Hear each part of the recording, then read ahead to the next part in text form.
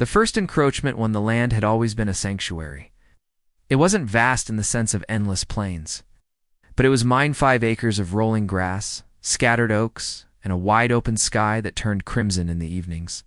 It had been hard-earned, a piece of property carved out of years of work, sacrifice, and stubborn refusal to live under someone else's control.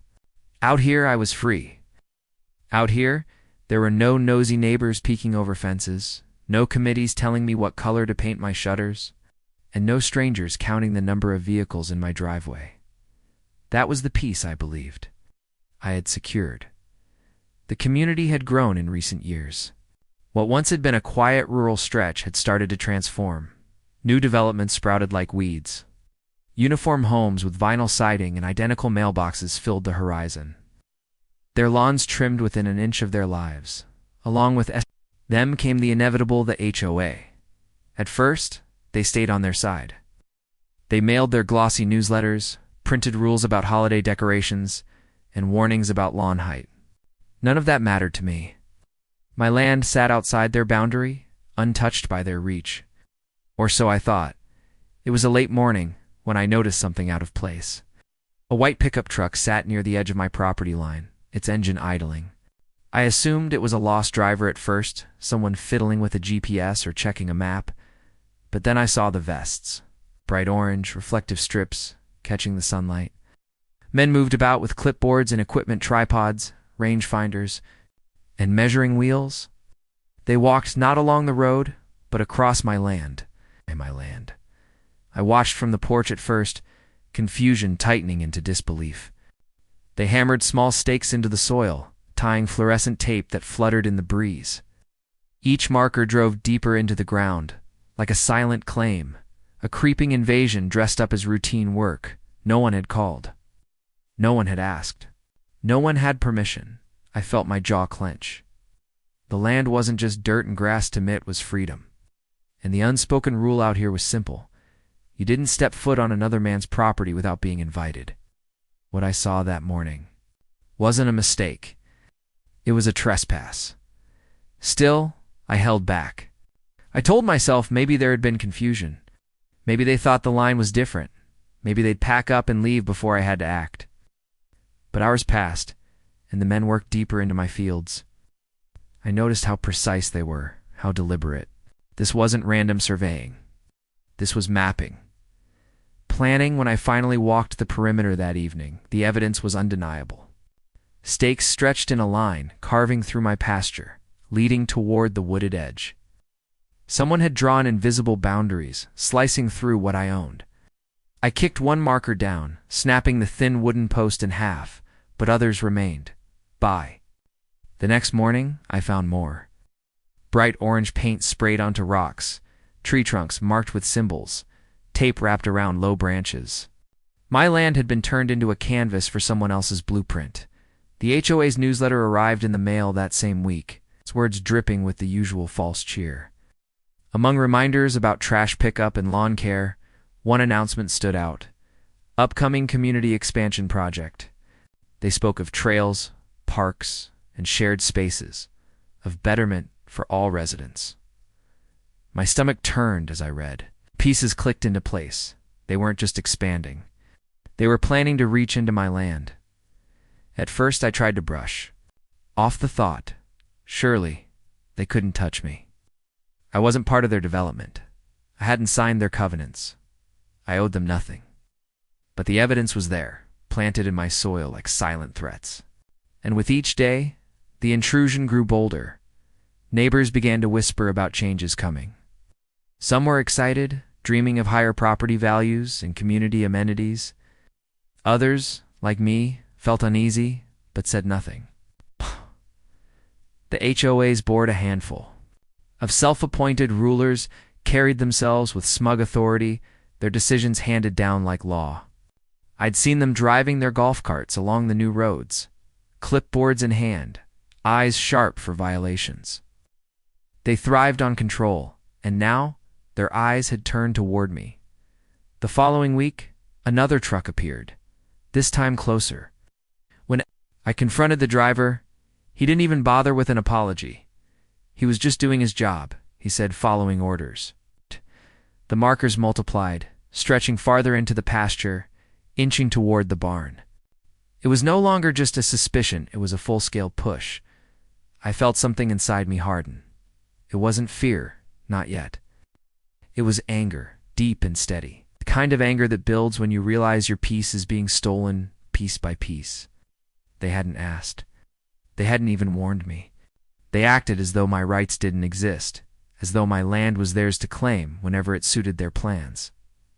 That night, I walked the property under the moonlight, tracing the line of markers like scars across the earth. Each one felt like a violation, a reminder that my sanctuary was under siege. I thought of all the sacrifices it had taken to secure this place, the years of saving, the back-breaking work to clear it, the hours spent building fences, planting trees, carving trails. Every inch of it had been earned. And now strangers had walked in as if none of that mattered. The next morning, I made my decision. I retrieved the rifle from its cabinet. It's the one that had been passed down to me, well-maintained and steady in my hands. It wasn't about violence. It was about presence, symbol, a reminder that this land wasn't empty, that it wasn't free for the taking.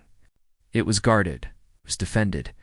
When the surveyors returned once more, I was ready. And that was when the real fight began.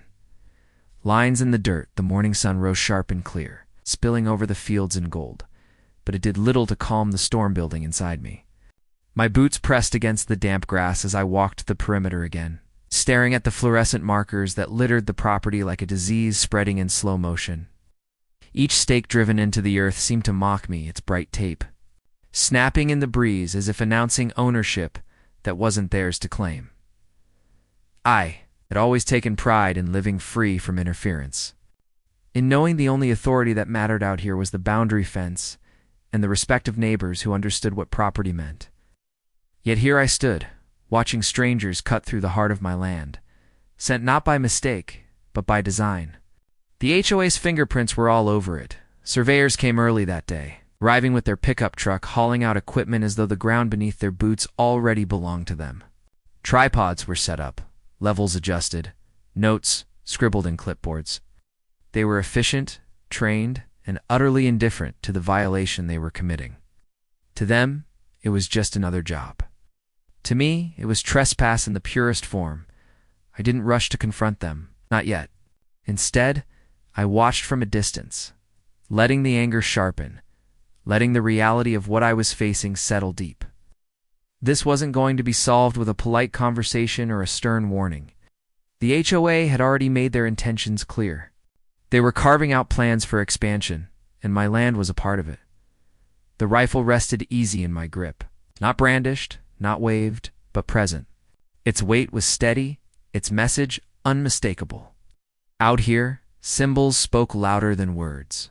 Oh. And a man standing on his own soil with a firearm at his side left no room for interpretation. The surveyors noticed me eventually. Their work slowed. Their voices hushed, and for the first time that day they hesitated. I made no move toward them, but I also didn't step away. I stood firm, boots planted in the dirt, a silent declaration that enough was enough. After a tense stretch of minutes, they packed their tools and left, their truck rolling down the road, dust trailing behind them. But their retreat didn't bring relief. It brought certainty. The HOA would not stop here. This was just their first attempt, and now they knew I wasn't going to bow quietly. That evening, I sat at the kitchen table with the newsletter spread.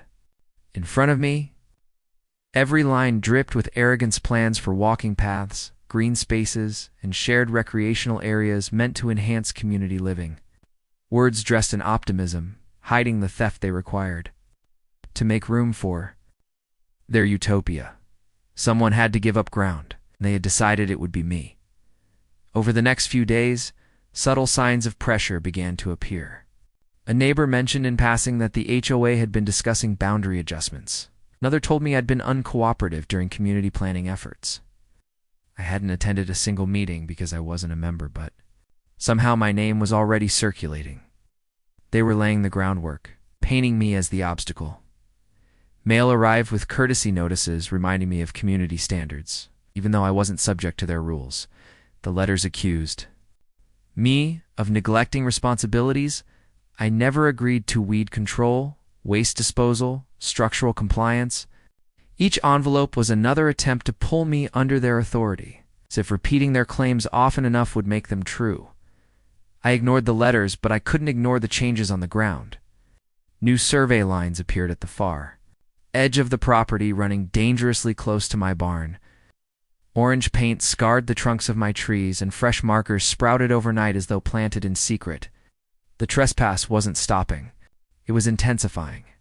One night, I patrolled the land under a moonless sky, flashlight beam cutting across the fields. My boots crunched against the soil, the night air heavy with silence. That was when I found fresh tire tracks cutting deep into the grass, leading from the road onto my property. Someone had been here after dark. The tracks led straight to a cluster of new stakes hammered in tight formation, as if outlining a section for construction. It was no longer just disrespect. Slept little after that. It's the sense of being watched, of being targeted, settled like a weight on my chest. Each morning I half expected to wake and find bulldozers parked at the edge of the field. Each day, I prepared myself for the knock on the door. The HOA representative standing smug with documents in hand. The neighbors began to keep their distance. Some avoided eye contact when driving past, while others glanced curiously at the rifle slung across my shoulder when I walked the property. Rumors spread quickly in a small community. I could feel them working against me, shaping me into the villain of their story. But I didn't care about their opinions. What I cared about was the land beneath my boots, the soil that had been tilled and worked, the barn that had been raised with sweat, the fences built with calloused hands. None of it had been theirs, and none of it would ever be. The HOA board, however, thrived on persistence. Within a week, the surveyors returned. This time, they didn't come quietly. They brought official-looking folders tucked under their arms, pages covered in maps, diagrams, and stamped seals. They spoke to each other in hushed but confident tones, pointing to lines drawn across my acreage. Measuring with precision, as though ownership had already shifted on paper, they had come back. To stake a stronger claim, the sight of them triggered a clarity inside me. There would be no reasoning, no negotiation, no compromise.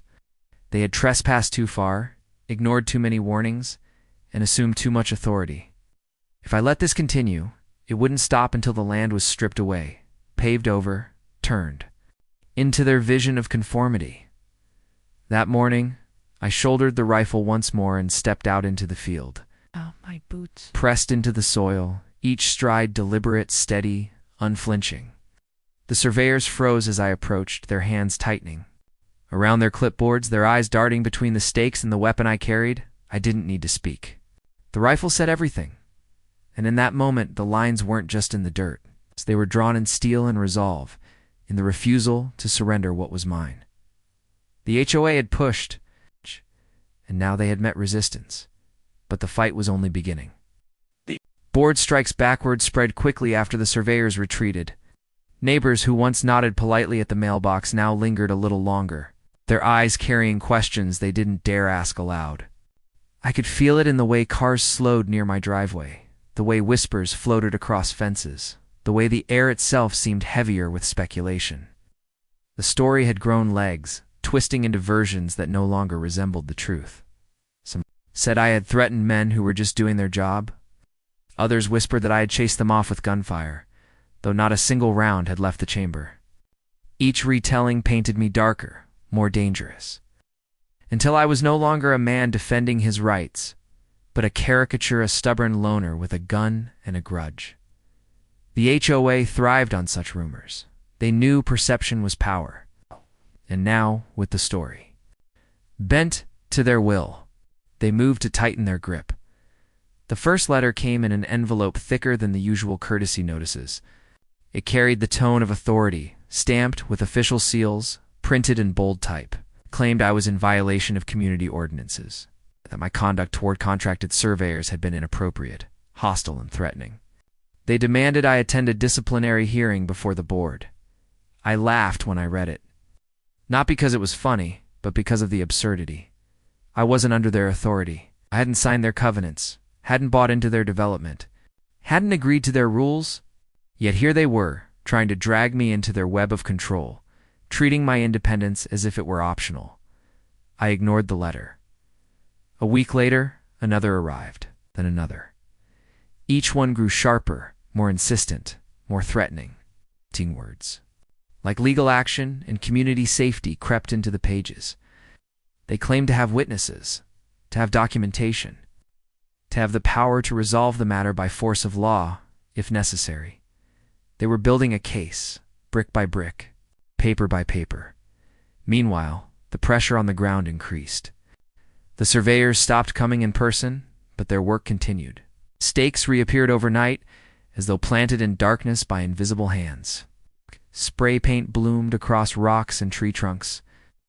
Boundaries I had ripped out one day were replaced. The next, it was a war of attrition, slow and relentless, designed to exhaust me. And beyond the physical markers came the social ones. Neighbors crossed the street rather than greet me. Children who once waved from bicycles were pulled away by cautious parents. My name became shorthand for trouble. "Don't end up like him," I overheard one homeowner say while walking past.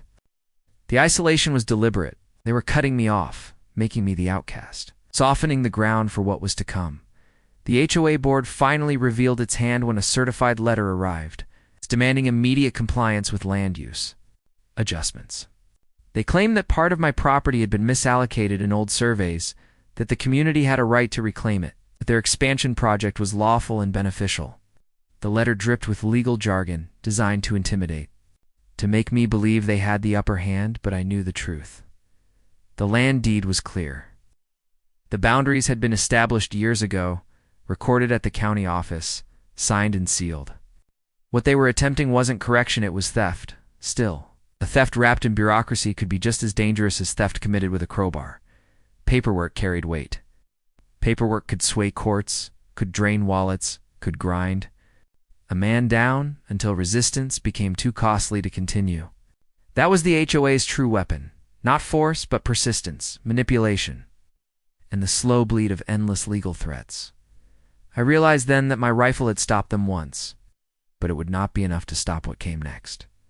This battle wasn't just physical. It was strategic. It was about control of the narrative, control of the law, control of perception. So I began to prepare in silence. I dug through the filing cabinet until I found the deed, the survey maps, the records of purchase. Every line, every measurement, every signature mattered. I photographed the markers they had planted, logged the dates I found them, recorded the tire tracks cutting across my field. Evidence piled up, not just in memory, but in documents that could not be erased. At night, I walked the land with a camera instead of just a flashlight, snapping photos of spray paint, footprints, fresh disturbances in the soil. Each shutter click was another line of defense, another truth to counter their lies. But even as I built my case, the pressure mounted. One afternoon, I found a notice nailed to my fence post. It declared me a public safety concern, citing reckless brandishing of firearms and hostile resistance to community improvement efforts. They hadn't even bothered to hide their smear campaign anymore. That evening, I stood at the edge of my property and watched as a small group gathered near the new development. HOA board members, clipboards in hand, speaking in low voices. Eyes shifted toward me more than once, their expressions sharp with disdain. Plans were being made. The sense of isolation deepened, but with it came a sharper clarity. They wanted me to feel alone. They wanted me cornered, desperate, ready to concede. But they had underestimated the resolve of someone with everything. To lose the following morning, the surveyors returned. It's not timid this time, not uncertain. They arrived with police escort. A black and white cruiser rolled behind them, lights off but presence unmistakable. The officers leaned casually against the car, watching as the men unloaded their equipment once more. The message was clear. Resistance would no longer be tolerated. The HOA had escalated the conflict to the next level, and they had brought the law with them. I stood on the porch, rifle resting across my arms, heart steady but heavy. This was no longer about markers in the dirt. This was about control, about power, about whether a man could still stand on his own land without bowing to the will of a committee that believed, self-untouchable. And as I stepped down from the porch, boots striking the ground with slow determination, I knew the confrontation that followed would define everything that came after. The standoff, the police cruiser gleamed in the morning sun, parked like a silent sentinel at the edge of my driveway. Its presence wasn't accidental. It was deliberate, calculated, and meant to send a message. The HOA wasn't just knocking on my door anymore. They were kicking it in with backup. The surveyors wasted no time. They unloaded their tripods and clipboards with renewed confidence, emboldened by the badge and uniform standing watch. They moved across my pasture with quick steps, hammering stakes into the ground, tying bright ribbons that cut through the green-like wounds. This wasn't a survey anymore. It was an occupation. I watched from the porch for a moment, the rifle cradled in my arms. It wasn't about intimidation this time. It was about resolve. The sight of the weapon didn't mean violence. It meant boundaries. It meant that my land was not open for negotiation. The officers leaned casually against their car, sunglasses reflecting the scene, their hands resting near their belts. They weren't intervening. They weren't stopping the trespass. They were just there to make sure I didn't. Their silence was louder than words. The HOA had turned them into enforcers. With slow, deliberate steps, I left the porch. My boots pressed into the soil, each stride steady and unshaken. The air grew heavier with each footfall. The surveyors. Notice first, their hammering slowing, their movements tightening with unease. Then the officers straightened, their casual posture shifting, their eyes narrowing behind the mirrored glass. I didn't rush. I didn't shout. I walked the same ground my grandfather had once walked, the land he had dreamed of securing for his family, the land I had fought to preserve. Every step carried that weight. Every step reminded me what was at stake. When I reached the first stake, I knelt. My fingers wrapped around the thin wood, and with one steady pull, I ripped it from the earth. The bright ribbon fluttered to the ground, useless, lifeless. Then I snapped the stake in half. The crack echoed louder than I expected. The surveyors froze. Their clipboards clutched tight. One of them glanced nervously toward the officers, silently pleading for intervention. But the officers stayed still, watching, waiting, their hands closer now to their holsters. I moved to the next stake, pulled it up, snapped it. Pieces in the dirt. This wasn't defiance. This was reclamation. The tension thickened with each broken stake. With each step I took deeper into the field. The surveyors began to retreat, inching backward, their earlier confidence dissolving. They had the law on their side, or so they thought, but they didn't have the courage to stand against a man who refused to yield. Finally, one officer called. Out not with words, I'll repeat, but with tones sharp enough to slice through the silence. I didn't stop. I didn't answer. I reached for another stake and broke it in half, my hands steady, my resolve unshaken. The officers moved closer then, their boots crunching against the gravel, their presence heavy. I could feel their eyes locked on the rifle slung across my chest. My grip tightened on the wood stake in my hand. Not the rifle, but they couldn't see the difference. To them, defiance was danger. Resistance was threat. One of the surveyors shouted something about rights, about contracts, about authority. His voice cracked with fear, the kind of fear that comes when power begins to crumble. He gathered his tools in haste, stuffing papers, back into his folder, his hands trembling. The others followed suit, abandoning their equipment, their markers, their claim. Within minutes, their truck roared to life, tires spitting gravel as it sped down the road. The officers lingered longer, their gaze locked on me, the silence between us thick and electric. They didn't arrest me, they didn't cite me, simply stood there, waiting for me to falter, to make one wrong move. But I DN single quotes. Eventually, they returned to their cruiser, speaking into radios with clipped words before driving off in slow, deliberate fashion. Their departure wasn't victory, it was a warning. They would be back. When the dust settled, the field was littered with broken stakes, the remnants of a battle fought not with bullets, but with will. I gathered the splintered wood in a pile and burned it that evening, watching the flames consume the fluorescent ribbons until nothing remained but ash. But fire couldn't burn away the truth. The HOA had escalated. They had turned rumor into law, neighbors into spies, surveyors into soldiers, and the police into their shield. They had tested my resolve and found it unbroken. That meant only one thing. They would strike harder next time. The days that followed were eerily quiet. No trucks parked at the edge of my property. No surveyors crept through the fields.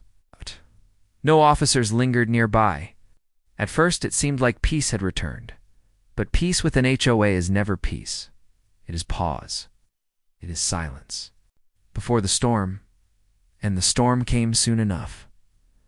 A certified letter arrived, thicker than any before. It carried accusations of brandishing a weapon in a threatening manner, of obstruction of lawful surveying, of endangerment to community safety. They claimed witnesses had testified, claimed video evidence existed, declared that the matter had been escalated to legal channels and that appropriate action was being pursued. They wanted me dragged into court. They wanted fines, penalties, maybe even seizure. They wanted to bleed me dry through the system, the same way they had bled countless others who once resisted and failed. But I wasn't like the others that night. I sat at the kitchen table, the rifle resting across my lap, the letter spread, open before me. I thought of the land of the nights under open skies, of the mornings when the horizon blazed with sunlight across the fields. I thought of every stake I had pulled, every flame that had consumed their markers, every line I had drawn, not in ink but in resolve. They could write their letters, could spread their lies. They could drag me into courtrooms and smear my name across every neighbor's lips. None of it mattered if I didn't yield, because land is more than dirt. It is freedom. And freedom is not surrendered, it is defended. The HOA had brought the law into this fight. Now I would bring truth, evidence, resolve, and the next battle wouldn't be fought in fields or driveways. It would be fought where even the HOA feared exposure in public, under scrutiny, with their lies laid bare. The war was shifting, and I was ready to meet it. Cracks in the facade. The first hearing notice arrived 2 weeks later, stamped and sealed with the cold precision of bureaucracy. The HOA had filed formal complaints with the county, accusing me of unlawful conduct, of endangering surveyors, of obstructing a lawful community project. Their letterhead stretched the truth until it broke, twisting my defense into aggression, my resolve into threat. For days the neighborhood buzzed with gossip. I could feel the stares when I drove past, the whispered conversations that trailed me at the gas station, the deliberate avoidance when I walked down the street. The board had painted me as a pariah, the dangerous man with a gun who hated progress. And for many, the image stuck. But behind the whispers there were cracks. Not everyone believed the narrative. Quietly, cautiously, neighbors began reaching out. A knock at the door one evening revealed an older couple who had lived here longer than most. Their voices carried unease, not accusation. They had received similar pressure in the past, letters demanding compliance. Fines for trivial infractions, intimidation when they resisted. They hadn't fought back then. They had folded. They regretted it. That conversation lit a fire in me. I wasn't alone. The board thrived on isolation, but there were others, silent for now, who carried their own resentment. If I stood, maybe others would too. I started gathering more than just documents. I collected testimonies. I spoke to homeowners who had paid thousands in fines for weeds growing after storms, for fences an inch too tall, for cars parked a few inches over the line. Each story added weight to the case I was building, not just about my land, but about the abuse of power festering at the HOA's core. Meanwhile, their intimidation escalated. Anonymous letters slipped into my mailbox, some warning me to fall in line, others mocking me for paranoia. Strange cars idled near my driveway. At night, their headlights off, engines low. Once I found my fence slashed, the board splintered as if struck with a sledgehammer. They wanted me rattled, broken, worn down. But each act only fueled my determination. I contacted the county records office, requesting official boundary surveys, deeds, and plats. The documents came slowly, stacks of maps and notarized signatures. That proved beyond doubt that the land was mine, free of HOA jurisdiction. I photocopied every page, stored digital scans, and prepared a folder thick enough to withstand their lies. At the same time, I began recording everything, every walk across the property, every discovery of new stakes or paint, every conversation with neighbors. My phone became a weapon, capturing truth the board couldn't twist. The HOA board didn't sit idle. It launched a smear campaign more vicious than before.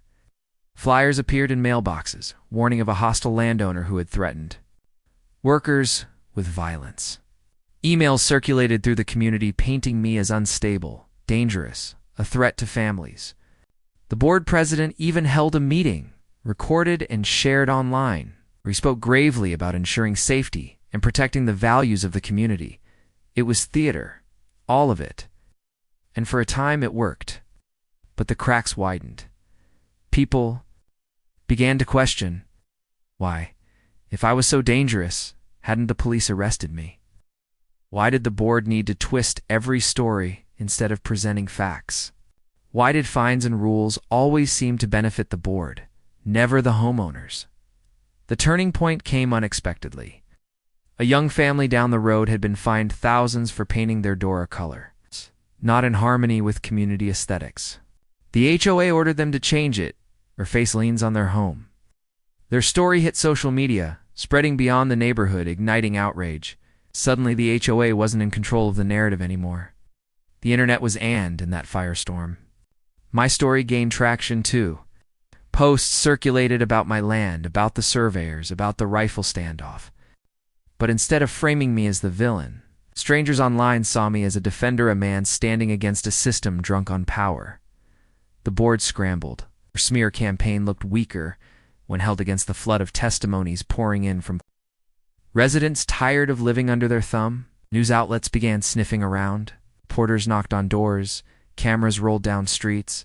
And the board's polished image began to unravel. For the first time, I felt the shift. The weight pressing down on me for months began to lift, if only slightly. The HOA wasn't invincible. It could be exposed. Still, the legal fight loomed. The hearing date approached, and with it the threat of drawn-out battles, mounting fees, and endless harassment. Their plan was simple: bleed me until I surrendered. But I had more than stubbornness now. I had evidence. I had allies. I had momentum. On the eve of the hearing, I sat once more at the kitchen table. Paper spread across the wood grain, the rifle resting nearby as it always did. The night outside was still, but my thoughts raced. This fight had grown far beyond markers in the dirt. It had become a battle over freedom itself, over whether a man could own land without bending to the will of those who sought power for power's sake. The board would come armed with lies. With attorneys, with polished rhetoric, I would come armed with truth. And truth, once spoken, had a way of cutting through even the most elaborate facades. When the sun rose the next morning, it marked more than a new day. It marked the beginning of the end game.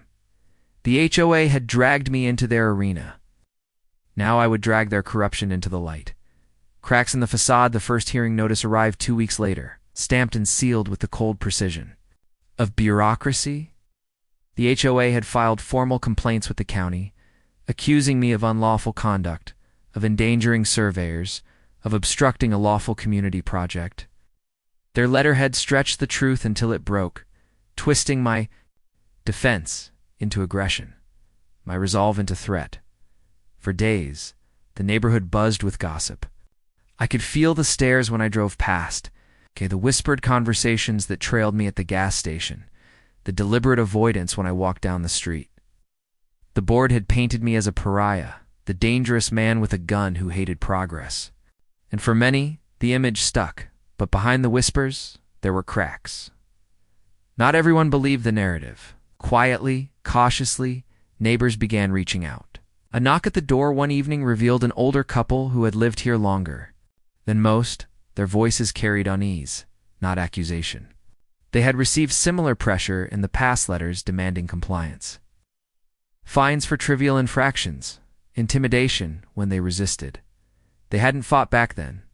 They had folded, and they regretted it. That conversation lit a fire in me. I wasn't alone. The board thrived on isolation, but there were others, silent for now, who carried their own resentment. If I stood, maybe others would too. I started gathering more than just documents. I collected testimonies. I spoke to homeowners who had paid thousands in fines for weeds growing after storms, for fences an inch too tall, for cars parked a few inches over the line.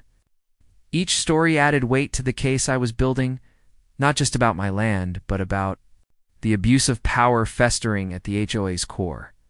Meanwhile, their intimidation escalated. Anonymous letters slipped into my mailbox, some warning me to fall in line, others mocking me for paranoia. Strange cars idled near my driveway. At night, their headlights off, engines low. Once I found my fence slashed, the boards splintered as if struck with a sledgehammer. They wanted me rattled, broken, worn down. But each act only fueled my determination. I contacted the county records office, requesting official boundary surveys, deeds, and plats. The documents came slowly, stacks of maps and notarized signatures. That proved beyond doubt that the land was mine, free of HOA jurisdiction. I photocopied every page, stored digital scans, and prepared a folder thick enough to withstand their lies. At the same time, I began recording everything.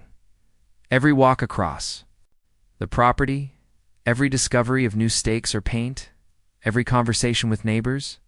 My phone became a weapon, capturing truth the board couldn't twist.